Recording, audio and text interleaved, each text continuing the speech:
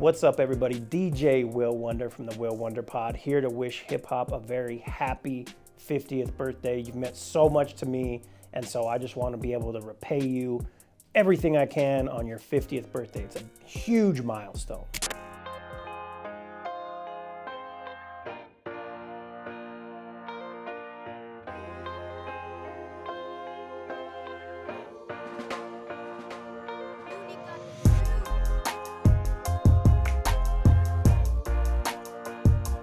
The hip-hop album that had the biggest impact on me was released April 10th, 1990, and that was Fear of a Black Planet by Public Enemy.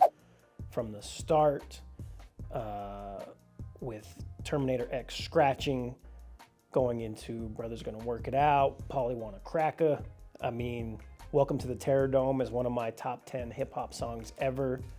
911's a Joke was probably the first hip-hop song I remember like memorizing. My brother listened to the album, and so I would have been 5 years old when this album came out. My brother's 10 years older than me, and that was by far the most influential album for me because that got me hooked to hip-hop.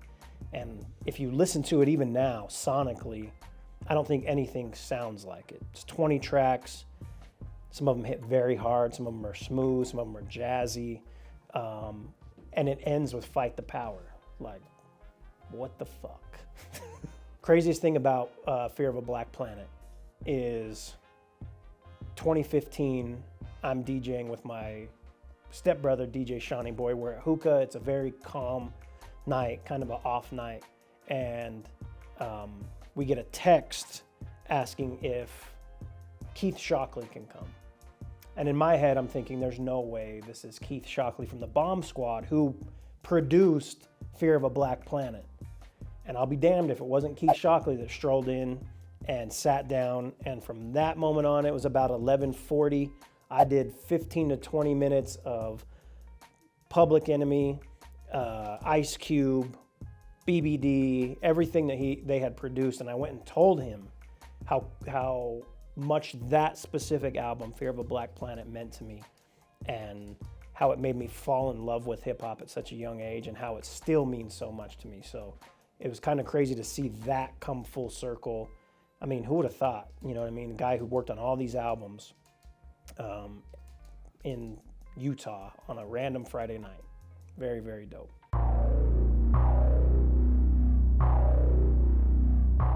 I've obviously always loved hip hop, like I said, since a very young age 5. And I used to write, right? Like I think at some point everyone who loves hip hop tried to write rhymes or whatever. So I would do that, but I hated my voice. And which is kind of ironic because I do podcasts now and people hear my voice all the time. But I wanted to be a part of it so bad, a part of the culture. And to be honest, you know what I mean? I couldn't dance very well, couldn't break dance. I could draw, but never had the balls to go do graffiti somewhere. But the DJ, to me, and obviously you find out as you get older and study hip hop, is the backbone of hip hop. So I initially wanted to DJ, probably around the age of 11 or 12. I got my first turntables at the age of 16, and at that point, I started making mixtapes, doing parties. I mean, we could go on forever about this. The mixtape side of things, I was putting out mixtapes every other week almost, and my goal was always to have people hear music that they hadn't heard. Exclusive stuff that wasn't going to be on the radio for like a month to 2 months. And back then you could do stuff like that. Now it's impossible if we're going to be real because of DSPs. But yeah, that's what got me into DJing, is just wanting to be a part of hip hop, be a part of the culture. I love breaking new records to my friends, to people who would buy the mixtapes. And I mean, I've never stopped being a DJ. I don't DJ as often, as I used to, but it's still in me, and I still do it, and I still love it.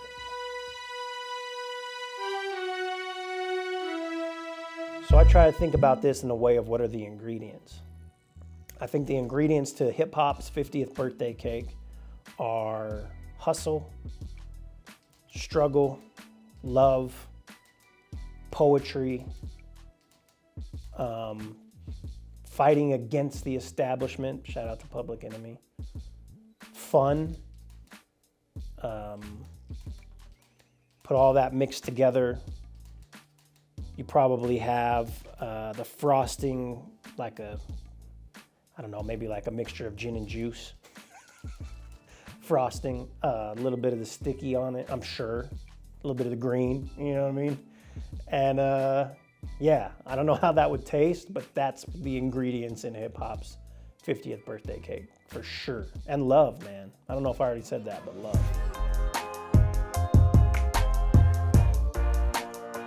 I would say in closing, to the people who create as well as the people who listen and consume hip hop, it's all about understanding, to me, it's all about understanding where it started, where it's been, where it's at now, and the potential to where it can go. There's so many things that hip hop has done for so many people, and I think it should be respected as such. But just like anything in life, you have to understand history in one way or the other.